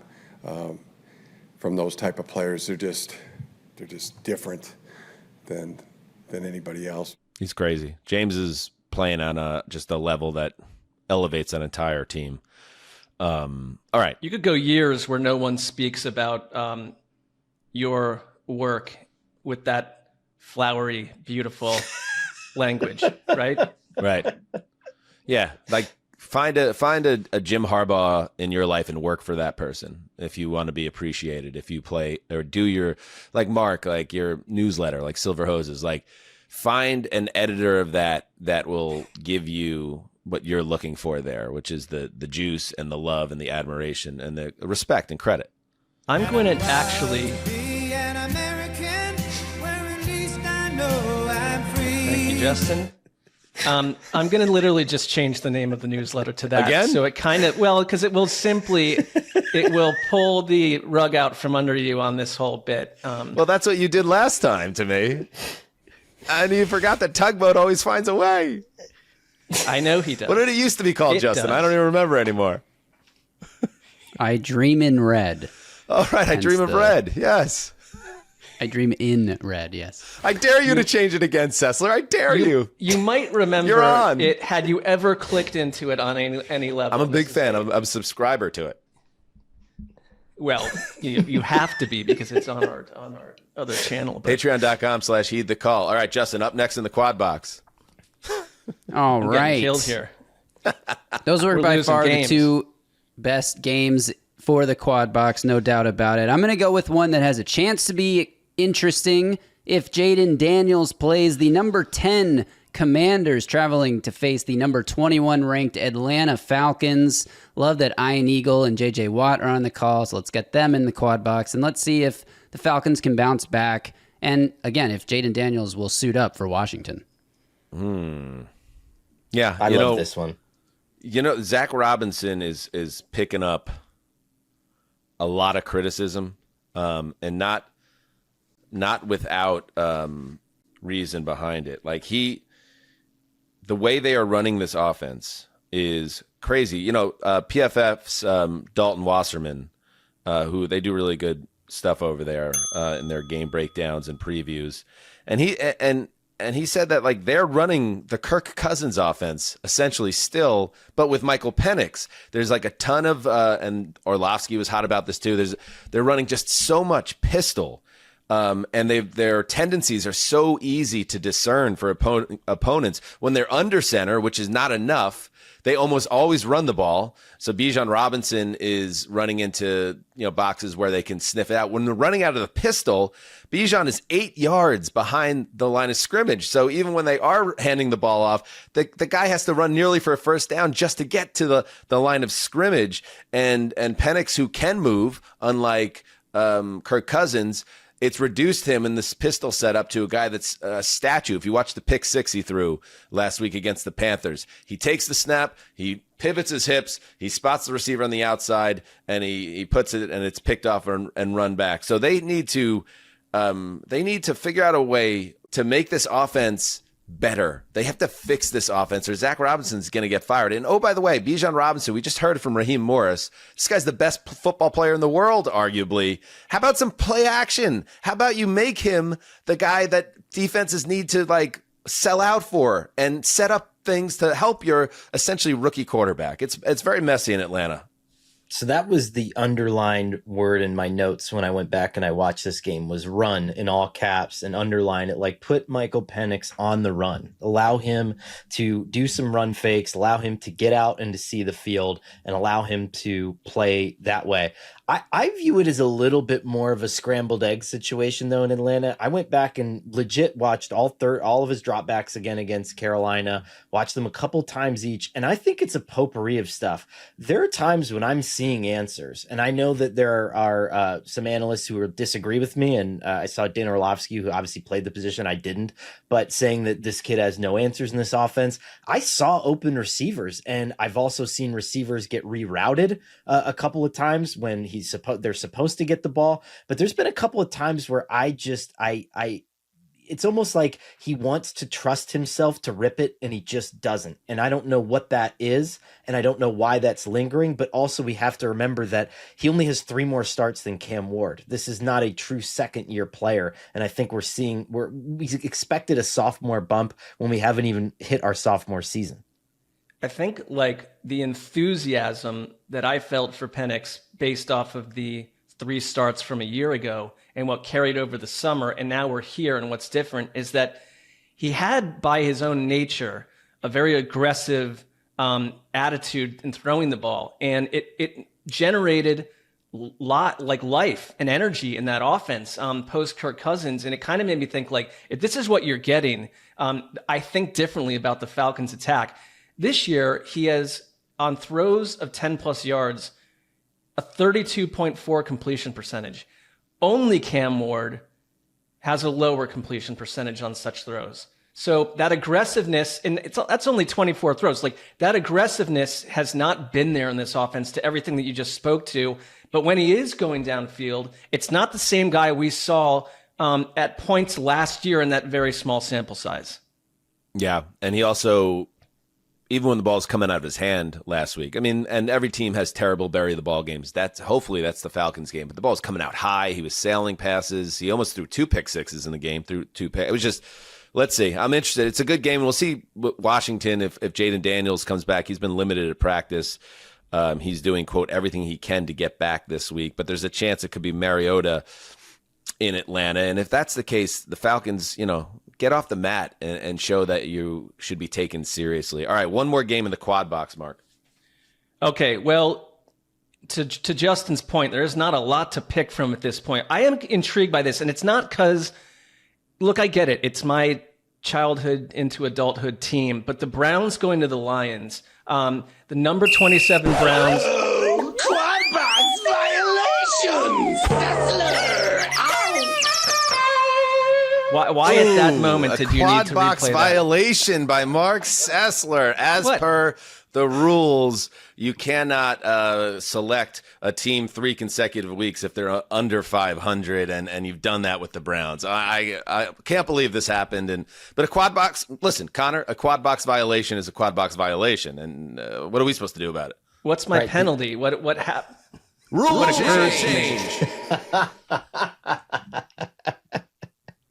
You know what this is, Mark, I'm wondering if you feel like in The Usual Suspects when you start to realize everything when the Kevin Spacey character turns out to be the bad guy. Like, why was it waited till I was the last choice in the quad box? It feels like were they edging toward getting me to take the Browns? Did it start to come into focus as all that happened?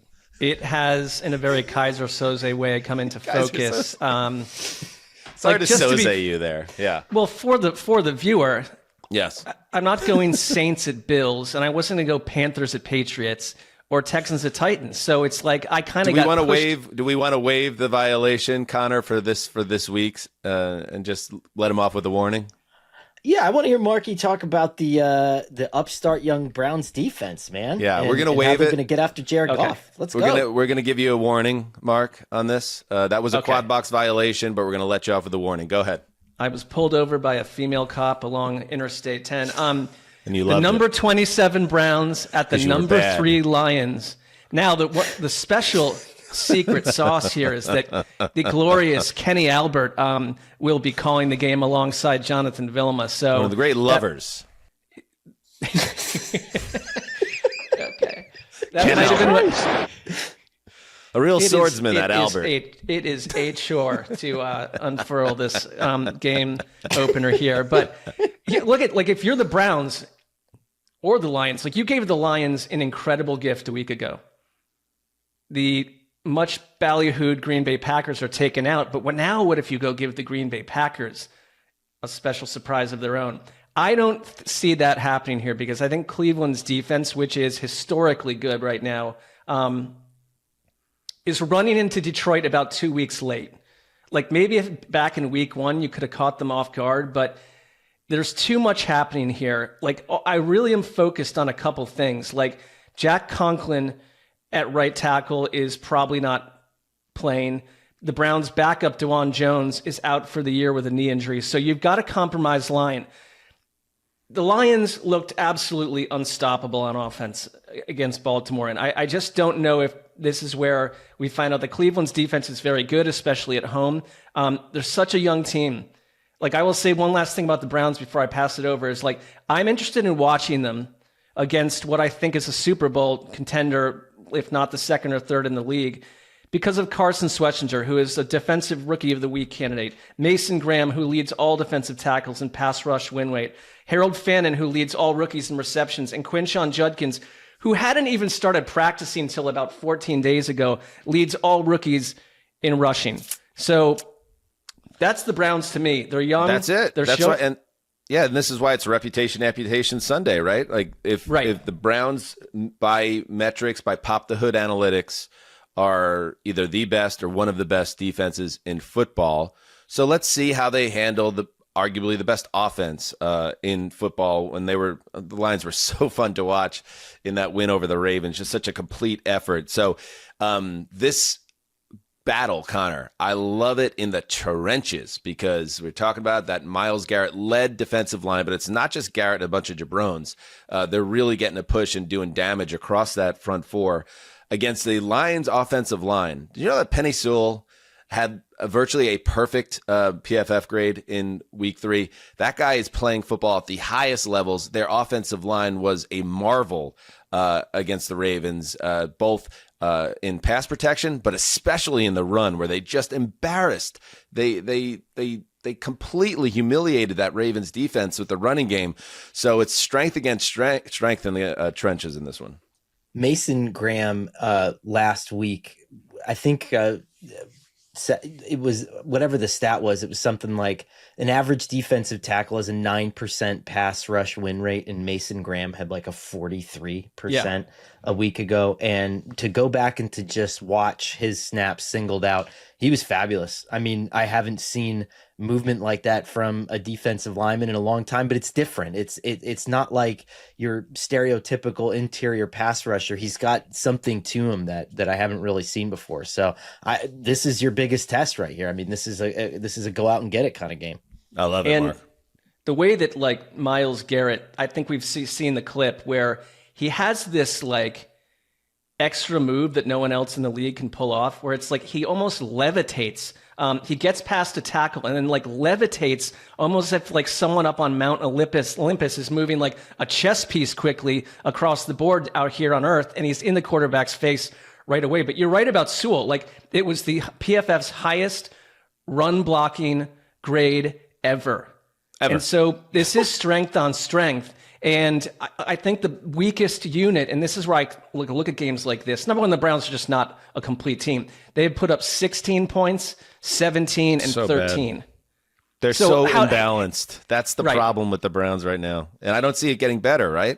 Unless Judkins turns into the great rookie of the 2025 season, and he's gotten off to a good start. The quarterback playing the offense, Jerry Jeudy's been invisible. Like, that's the problem. But the defense could keep it close. All right, let's take a break. And when we get back, Brian Baldinger, Baldy himself. Nothing funny about that, Mac Jones. Stay right there. All right, you know what time it is. We're joined by Odyssey NFL insider Brian Baldinger, host of the Best Football Show podcast. Insider calls are brought to you by Nationwide. For your insurance and financial needs, Nationwide is on your side. Baldy, how are you? Where are you at today? I'm good, guys. Good to be with you. I mean, we're just kind of cruising along here. So I guess you guys are live here Thursday. So we start week 4. I'm ready to roll.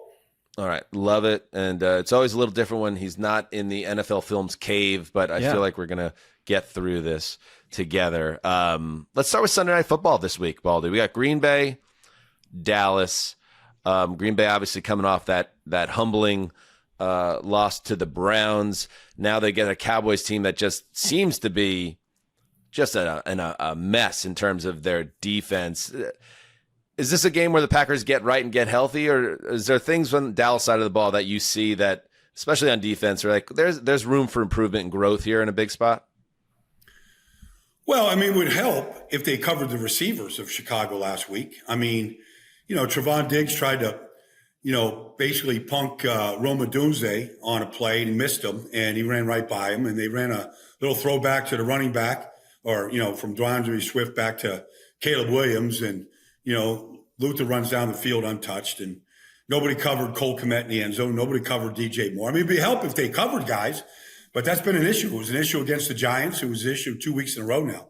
So, it's not going to help that Micah Parsons is coming after you too. They've had no pass rush in Dallas against Chicago, none. And Caleb Williams had all the time in the world. So here comes Micah, who's coming off a pretty good game. The stats don't really show it, but he won a lot of rushes in that game last week against Cleveland, and really, chased Flacco and did some things. So they're not going to be happy to see Micah coming back, and the defense is a mess right now because the pass rush isn't there, and really corner play around the league is bad, but it's really been bad in Dallas. It's, obviously there's a built-in ready-to-go narrative with Micah Parsons coming back to Dallas, and that's the showpiece of this whole game.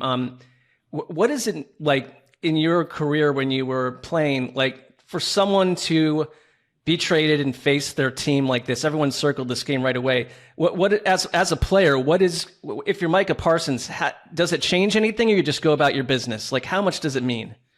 Well, it means a lot. And really what happens is, I don't know Micah's status within the team of Green Bay. I'm guessing they're pretty happy he's there.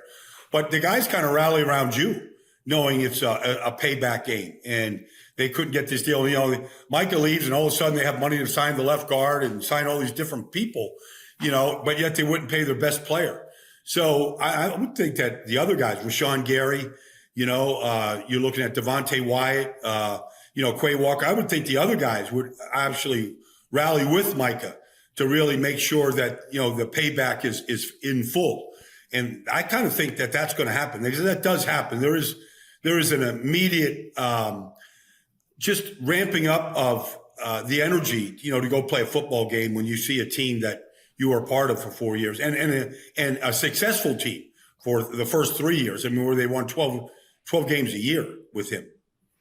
Let's move to Colts-Rams, another game we're excited about. We have a theme so far for this week 4. We're calling it Reputation Amputation Sunday. There's a reputation of the Colts as the big surprise team in the league here, Baldy. Mm-hmm. But this is a different challenge for them now on the road against a Rams team that has a chance to really get after Danny Dimes. You buying in on the Colts, or do you feel like there's going to be a bit of a reality check this week? No, I'm buying in on them. They're well coached. I mean, you watch this, Daniel Jones has thrown 88 balls so far. He's completing over 70%. He hasn't turned the ball over, hasn't come close to turning the ball over. And the design of the offense makes a lot of sense to me. And I think there's a real weakness in the secondary of the Rams. So, how they can block guys up front will be paramount. I mean, there are some good pass rushers there, and, Jared Verse and Fisk and, Byron Young and Kobe. It's a good group. So I think protection is going to be paramount. But I think if the design of the offense makes a lot of sense. The tight end, the rookie tight end, Tyler Warren, has been a big part of their success, but the ball is going to everybody right now. And so I like the design. Jonathan Taylor leads this league in rushing right now. So they've got a lot of things going for it offensively. And then Lou Anarumo, the last time Lou was on that field, he was watching, Cooper Kupp win a Super Bowl against him. I'm sure he's pretty well reminded of the last time he was at SoFi as the defense coordinator of the Cincinnati Bengals. So I think there's a lot going for the Colts right now. And really, the two pass rushers that they really are counting on in Kwity Paye and Laiatu Latu really hasn't done much yet. And so I'm kind of curious to see how they kind of come out and play Sunday. It's like when you look at Daniel, I think what the reason we're kind of a wait and see, like they played Miami, they played Tennessee, and you're just wondering if we're going to get the other version of Daniel Jones. But we're in a league right now where you're watching quarterbacks later in their careers evolve, change, and become something different than we've seen. Like, is this coaching? Is this the pieces around him? You mentioned a lot of the pieces. Or is Daniel Jones just literally evolved into a different type of player from what you've watched? It's a reclamation project of the highest degree at this point. And it's only 3 games. I never thought he could play like this, where he's pinpoint accuracy. He can put the ball where he needs to put it. Like, I didn't see that in New York. But when we were talking about Sam Darnold and Baker and some of these guys, and their second, third chances and what they're doing right now, maybe even Carson Wentz, who knows, in Minnesota. But it kind of goes to show you how important the stability of an organization is, what the players around the quarterback are, and how talented and how well coached they are. It takes all of it. It just can't be the quarterback resurrecting these franchises.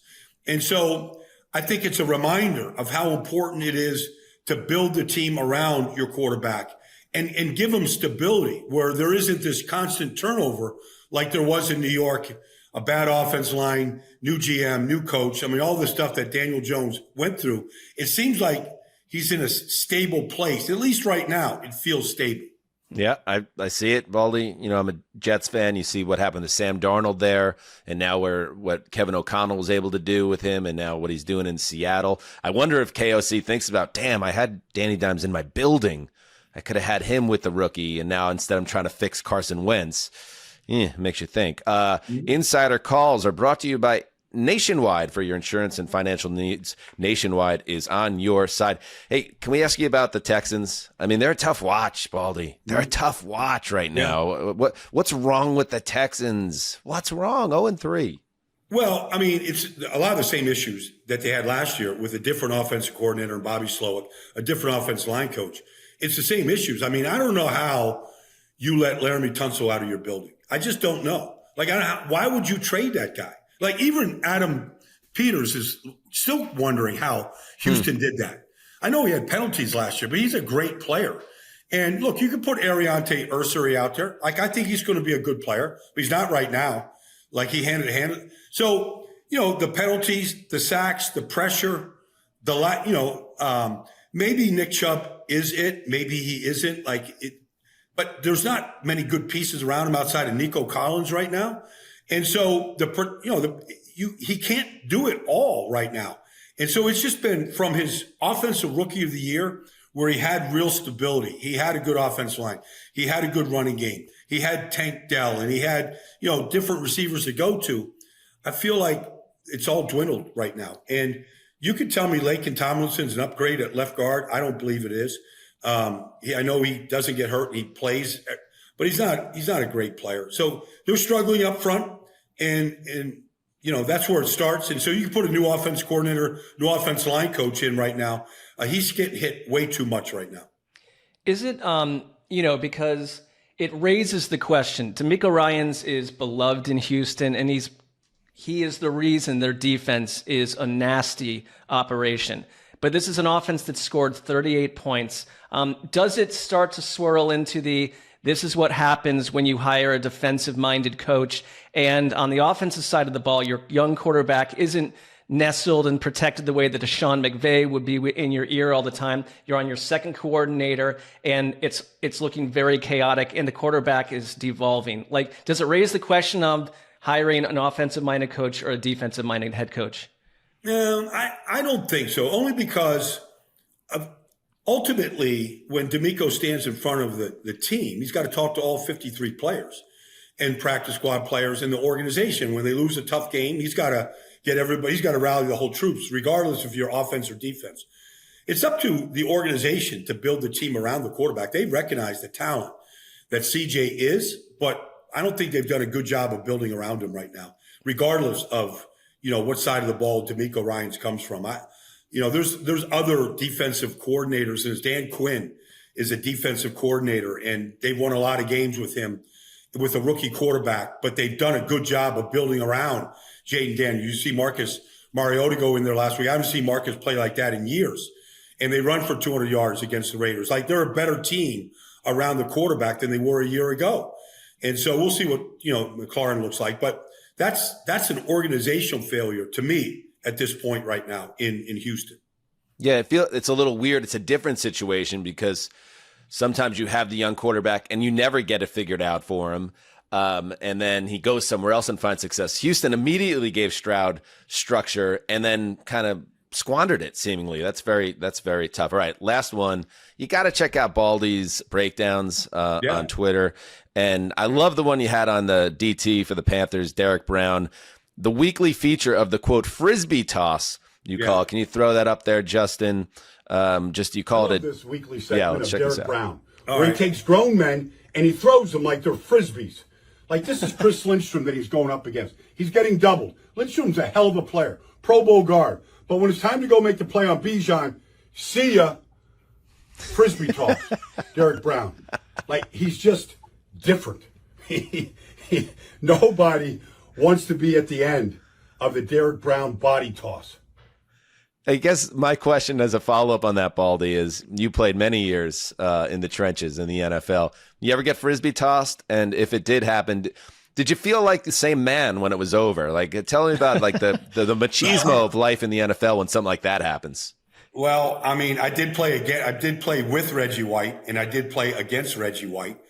And Reggie had a hump move, and when he wanted to throw you off the screen, you got thrown off the screen. I mean, nobody wanted it on the resume, but it would happen. The thing that's interesting, I could have put 3 more plays of Derek Brown against Lindstrom, which was even worse, but I like Chris. So I didn't put the other plays up there. But it's now something I'm looking for every week because he did the same thing last week. I put the video up. It had 3 million views. People seem to like it. But Derek Brown is just like he got hurt in the first game last year. You know, he's the first defensive tackle to get 100 tackles in a season. Like he's one of a kind right now physically. I mean, there was Aaron Donald. He was in a category by himself, but Derek Brown physically is as good as anybody playing that position in the league right now. I read that as Mark. Unless you're literally Reggie White, you're not frisbee tossing or doing anything to Baldy because he's a man. That's what it sounded like. Had that ability. That was Odyssey NFL insider Brian Baldinger, host of the Best Football Show podcast. Insider calls are brought to you by Nationwide. For your insurance and financial needs, Nationwide is on your side. Thank you, Baldy. Thanks, guys. I'll talk to you next week. All right, there he goes. Thank you to Baldy. We hit up the Sunday Night Football game with Brian. So now I call him Brian. Nobody has ever called Baldy I don't Brian. think that's ever been. I don't even know. That's if almost parents call him offensive. Brian. I would think he would be offended by that. So I'm sorry. Right. He's Baldy. rebranded, and you went against that. I'm sorry about that. All right, Monday night. Let's check out the 2 Monday night games. First, the number 28 Jets winless at the number 29 Dolphins winless. Christ, we also got Fowler on the call. Hopefully he's healthy. Fugazi. You know, with Orlovsky and Louis Riddick. I like Orlovsky. The rest of it, it's pretty dark. 7:15 Eastern time on ESPN. We also have the number 22 Bengals at the number 15 Broncos, 2-1 against 1-2. Aikman and Buck on that call at 8:15. What are you looking for in either of these games, Mark? Go ahead. Well, I guess for me, it's like, can the Bengals, you come out of last week very concerned with what occurred there. And are they shot, or can they survive somehow with the situation they're in? You still got a lot of talent, but I kind of feel like it's a team that's floating away. And I don't like playing in Denver against what is probably an agitated Broncos team. But from the other angle, like, Bo Nix, is this a sophomore slump? What's happening here? This is not looking like a great quarterback at the moment. So this looks like an ugly game. Both of these games seem very ugly, but this one is not magnetizing me. I'm not being drawn to it like a tractor beam pulling a ship out of space. I think that Nix has been getting a lot of criticism. I'm not all the way there on it, but I see where it's coming from. He had one really bad game, and his accuracy probably is not where it really needs to be. He's actually, per PFF, ranking in the bottom 5 in uncatchable inaccurate pass percentage, 22.5%. And then there's the one other thing that he's doing that's driving me crazy, Connor, as someone who has banged the over on Broncos and also ostensibly the team of HTC. How many times is Bo Nix going to have a 75-yard touchdown, and then he lays the ball out there, and it gets over the fingertips of his receiver by about 4 inches? Like, he comes so close, like 2 to 3 times a game with these deep balls. And so the accuracy, even on those throws, which was kind of like his money when he announced himself in the league last year, He needs to be better. He needs to be more accurate, and he needs to lead this offense.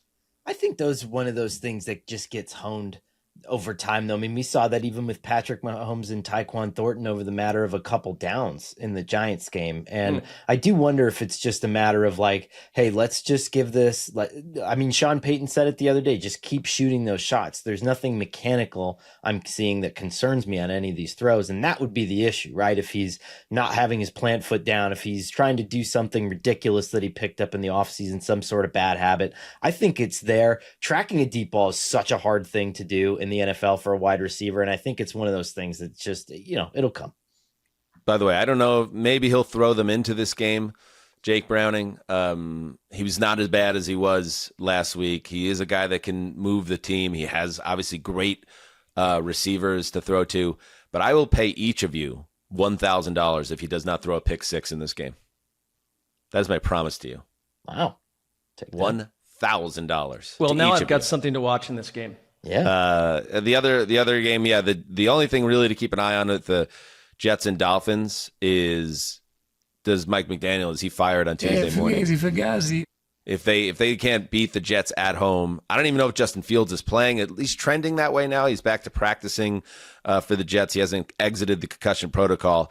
But if you can't find a way to beat this Jets team that has, I don't even know if Sauce is playing. He's coming off a concussion. Sauce played terribly last week before he went out with the concussion. This is arguably, with all due respect to the Dallas Cowboys and what they put together out there in North Texas, the worst secondary in football, the New York Jets. So I imagine that the Dolphins are going to move the ball at will, and I think this game could actually get ugly in the Dolphins' favor.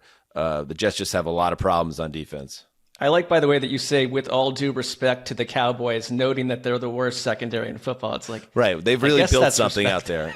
They've built something that's memorable, which is a dog shit secondary. The Jets have matched that and then some, especially if Sauce is going to be inconsistent, which we're looking at that again through 3 weeks. All right. Darren Waller's back. How about that? Yes, Justin. Yes, Justin. What? The Jets dog shit secondary got a little better this week when they traded for Titans cornerback Jarvis Brownlee Jr., second-year guy who's been a starter in Tennessee. Not sure why the Titans made this move. Why did they part with him? Yeah. Well, yeah, I mean, get all the Titans you can to save your season. That's how I look at it. I'm hearing some stuff that he was a bit of a head case in the locker room and slightly uncoachable. But that's the Jets' problem. Titans fans are very upset that they moved him because he's a young guy, cost controlled through 2027, starting caliber player. He's a great tackler in the run game. I think the Jets get better with him on the roster. You have a fire Titans source, by the way. Can I just say that? Like, I don't know if anyone's appreciated over the last 8 episodes that you've dropped some of the spiciest, peak Kaharski Titans tidbits on this thing, just casually through people that you're talking to. Yeah, I give you a lot of credit, man. This is hot. We'll bleep it out. Who's your guy? You cannot ask me that kind of a question. Reveal your sources. Could be a girl, Amy Adams Strunk, or maybe a daughter of Amy Adams Strunk. Very close. High How up about in a the woman, Mark? organization. A girl. Could be a girl. Well, oh,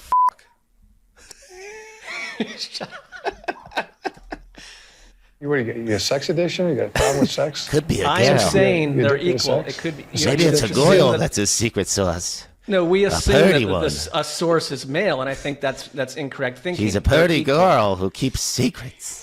My favorite. It could be a female.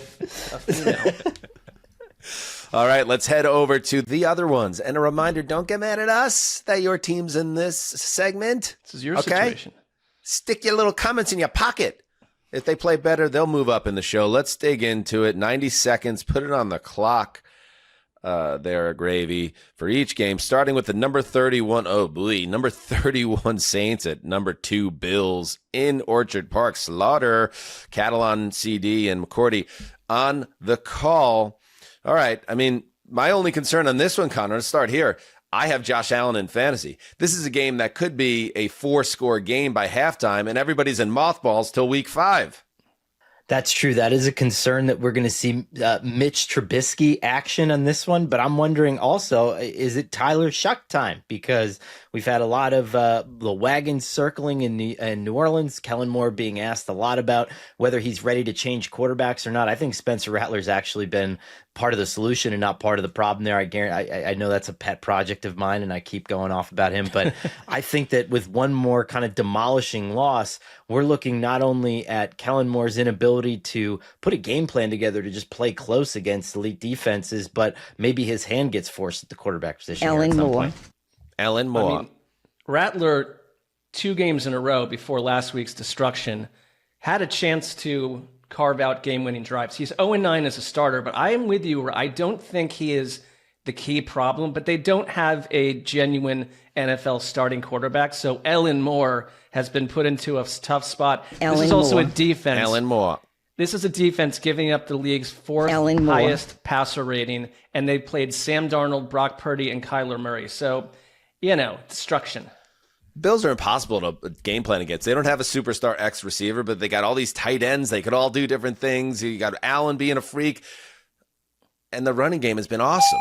Mm-hmm. Up next, the number 24 Carolina Panthers, 1-2 at the number 26 Patriots, 1-2. You got Myers and Stink on the call for Fox. Man, I need to, you know what? Hey, Patriots.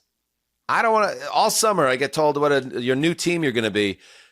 Go put out 60 minutes of good football against the Panthers. Mark, give me 60 good minutes in your building against the Panthers team that 30-0 against the Falcons withstanding is not special. Panthers have been hot. There's one thing I'm really watching from the Patriots because there's a push in New England in those circles to start playing younger players. Like, you got a bunch of young guys, get them out there. I would start with Trevion Henderson, who, Ramondre Stevenson's turning the ball over a week ago. Henderson was the first player to take reps in genuine tackling ball carrier drills on Wednesday. Like, let's get the breakout game. Let's get this guy going. Like, not to talk about one's fantasy team, but I drafted him thinking he's going to be like a hot potato type of badass like by now, and instead he's not. He looks good, but he's not. But that had all the hallmarks of the summer hype project that maybe that could happen with in retrospect. Right. But now with the Stevenson issues, that it can happen. Yes, Connor. Yeah. Why not pick Carolina putting together 2 straight good games defensively? I mean, guys like Chow Smith-Wade, I mean, I think they got sprinkling of some little, maybe not stars, but some quality players here. Let's see what they can do. I think they can put together another dub. Ted McMillan, another big-time player. By the way, remember Christian Gonzalez? Remember? Yes. Yeah, very talented cornerback. He might return in that game. Up next, the number 17 Chicago Bears at the number 25 Las Vegas Raiders. Both teams 1-2. Spiro Adidas and Archuleta on the call for CBS. Connor, I want to see the Bears put it together again. I really want the Bears to be fun and interesting this season and not be every Bears season. So coming off a great dissection of that bad Dallas defense, and congratulations to the Cowboys for what they've built there in that secondary and the pass rush for that matter. Can they stack it against a Raiders team that you should be able to move the ball against them as well? Yeah, I mean, I want to see time to throw come down on Caleb Williams. I think that's what everybody wants to see there. They want to see him running that offense by design, not freelancing, not rolling out because he doesn't need to. The answers are already there. They're built into the equation. And so I think, can he continue to refine that discipline and not back himself into mistakes? I wonder if this could be Ashton Genty's big game. You were playing a Bears defense that has absolutely been an open barn door for opposing running backs. Raiders' offensive line is a hot mess, but could this be one where we finally get the guy, another rookie running back, where it's like, when is this going to happen? Why not now? Well, it's only week 4. I feel like I'm impatient. I feel like he's been unfairly maligned so far because the game scripts, the offensive line, the quarterback play's been bad. Like, God, you'd like to see it set up well for him. Maybe it will be this game. Maybe it will. All right, one more. Number 32, Titans, winless. At number 23, the Texans, winless. Beth Mowins and Tucker on the call for CBS, Mark. Well, absolutely. We do have a little bit of breaking news, actually, on the Titans front. Yes, we do. He said he's what do you want? This is happening as we tape. Let's go to Brian Callahan at a live press conference, Justin, if you can wire us in. Cool. I'm not quite sure why I'm here or what I'm doing, but there's a reason. Ma'am, we're discussing the rezoning for the Portillos. Do you have any comments on that?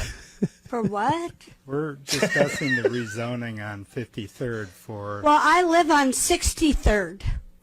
Again, we're here to hear comments about the rezoning. Well, I don't like Facebook, and I don't like the internet because I can't find a job. The library blocked my password. Now tell me, does that make any sense to you? Well, there you have it. Justin, I don't know how you would unpack that, but now I understand Justin's frustrations on Sunday evenings. So much more. All right, let's move on. Hold on. That's Beth Mowens on the call, one of the great underrated play-by-play announcers, Syracuse University grad. Love Beth. Great job. Yeah, I said that. I said it was Beth. Did I say Mowens? You're saying you're You correcting went my Mowens. pronunciation. Yeah. Mowens. Beth Mowens. She's great. Beth Mowens. Syracuse. Teamed with Go Rex Orange. Ryan for a while. Yeah. Mowens. Gotcha. Corrected. Won't happen again. Let's move to the blind locks. Yeah, Mowens is one of they have satellites when they jump in every once in a while. So there's a Mowens spot. Yep. Big Mowens spot. Carmelo Anthony on the cover of NBA 2K26, my son Harrison was quick to tell me. Another member of the Orange. Really, he peaked with the Orange at the old Carrier Dome. Yeah. All right, let's get into it. Blind locks. All right, so. Wait a minute. Why would he be on the cover of this year's? There's a lot of Knicks edition? fans, I guess, and he's in a Knicks uniform. They have different covers. He's one of them. Okay. All right, let's check the standings first of all for the blind locks. It's pretty tight, as I understand it. Let's see what we got here. Wow. Harry Houdini with the image today on YouTube. All right, 2-1, 2-1, 2-1, 2-1. All four of us. So, Mark, right there, it's a tie for first, I guess. Through What is the theory behind sticking me down in second place with the same? My record is identical to the other people in the group. Oh, I do see that. Justin, that's an oversight, I guess. Can we adjust that maybe in post? That's a mistake. Sorry. Yeah, we're I all will 2-1. not adjust that in post. I will find you and punish you. All right. Now, with that said, let's go into the blind locks. Mark, you already made your blind lock the Thursday night game, and we will have already addressed that. See how you made it kind of convoluted now for the show? We will have addressed whether or not you locked up. I mean, the whole thing's f***ed up now, but that's fine. You did what you did, and we move on. You put yourself ahead of the show. That's fine. That's fine. It happens. So there's three of What us do that you mean, made. Dan? We're taping this like an hour and a half after Thursday Night Football. You're right. You're absolutely right about that also.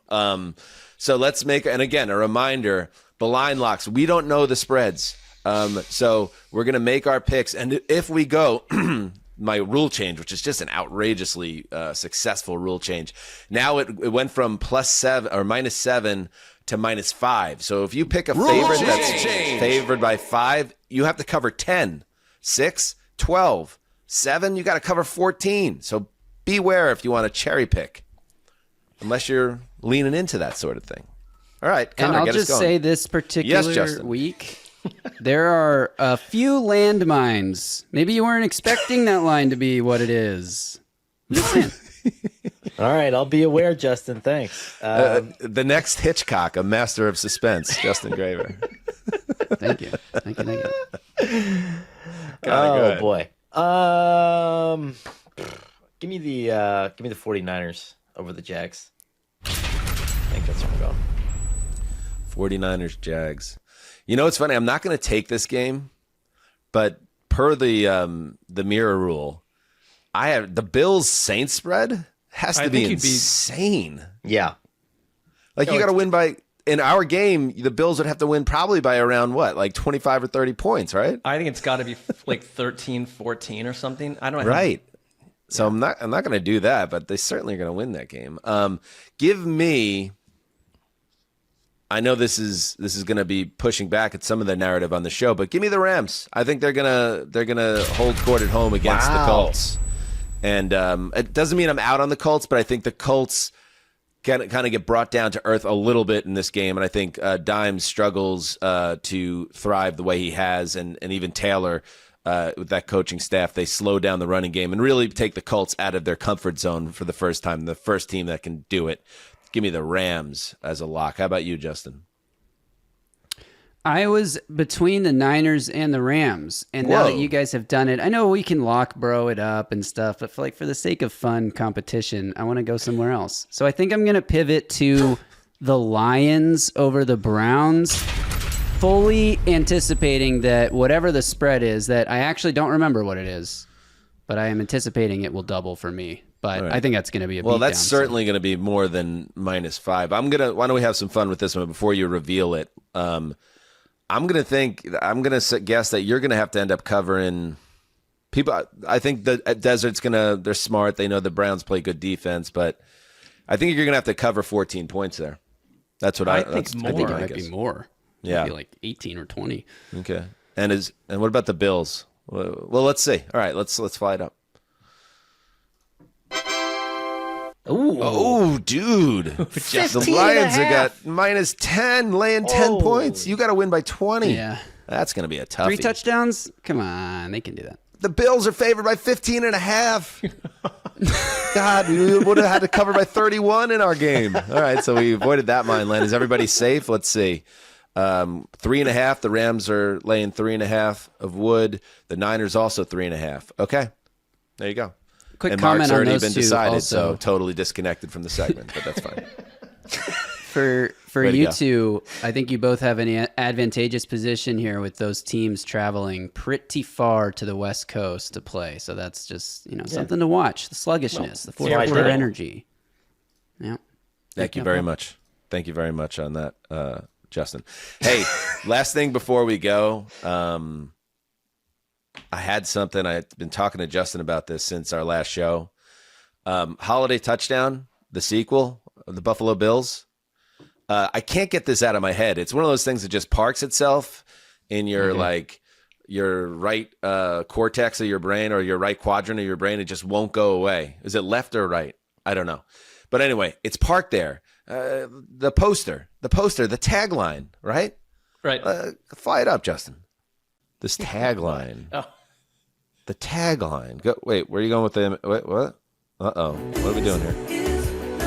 Oh, yeah, the hand on the inner thigh. It's like on the crossbar. Hand of the female. Yeah, no, but go back up. Go back up. I mean, that is weird what's going on with her hand, the gloved hand on the inner thigh. Mark likes it, sicko. But right here, the slogan. Human. Go for 4, you might find forever. Does anybody figured out what this means yet? What are they trying to say? I've seen some discourse that might tie into their 4th Super Bowl. That was the only thing. Yeah, that doesn't make sense either. Go for 4, you might find forever. What does that mean? They were wiped out in all 4 of them like 30 years ago. Go for. So you might find that you will. Then. You might find that you will forever not go back to the Super Bowl if you go for what? This is a command. This isn't a 30 years ago past tense. Well, I don't understand this at all. Doesn't see this can be better, and it's not too late. So this is what I asked Justin to do, guys. I asked Justin to look up a contact with the people over there at Hallmark, and Connor, with all due respect, I want to run everything on this through you because you are our point person in this realm, and I want to respectfully. Did you find a contact, Justin? This is the stuff I have Justin doing on Thursday mornings of our busiest day of the week, by the way. This poor guy. What a producer. After I reached out to 2By, Dan said, yeah, reach out to Hallmark too. And I said, okay.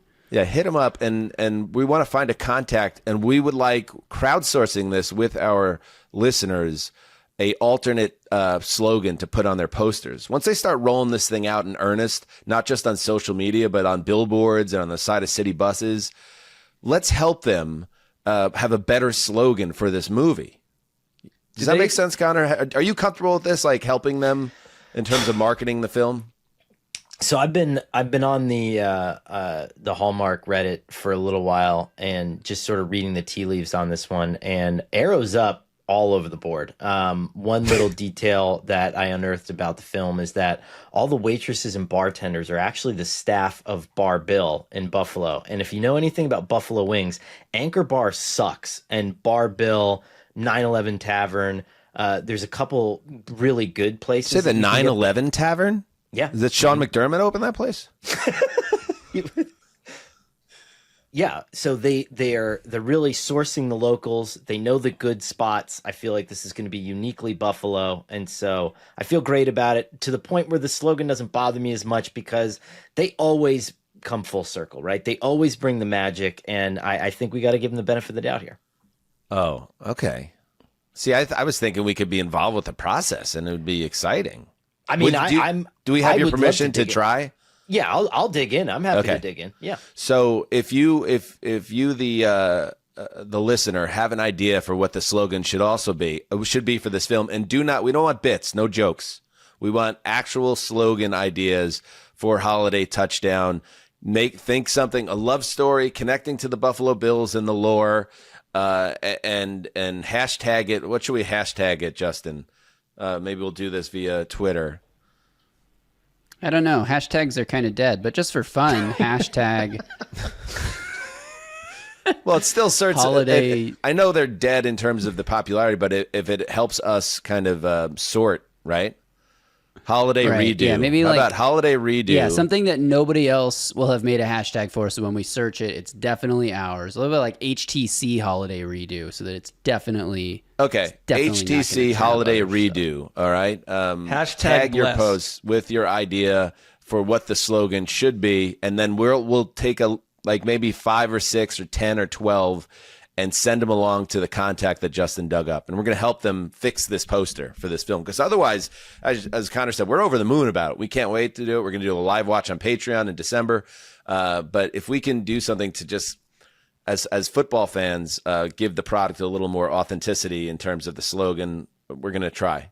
I have to admit that during this conversation, well, I did come up with a slogan of my own that I'll release later. But it is hurting my mind. Yeah, that's what I mean. It's hurting my mind. And what is your slogan, by the way? We got to hear it. I will hold on that because I think it's a little off color. It's not. It's a little. Oh, it's something. You know what? You're thinking about the red glove on the inner thigh, aren't you? I know you are.